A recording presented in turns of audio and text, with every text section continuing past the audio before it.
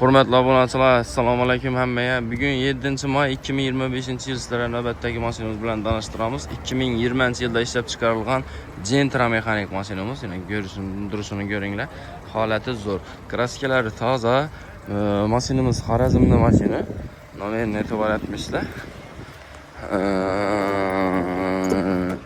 96.000 kilometr yurgan, maytofonlari, ABS, konditsioner, sidina bagrev, zavodskoy metanlari bayna. Görsəyizdə bo'ladi zavodskoy metanni. Mana zavodskoy, zavodning o'zidan metan qo'yilib kelgan mashinamiz. Xullas, mashinamiz narxini keladigan bo'lsak, mashinamizning narxi 125 million so'm aytamiz. Üstünde gelişip beramiz.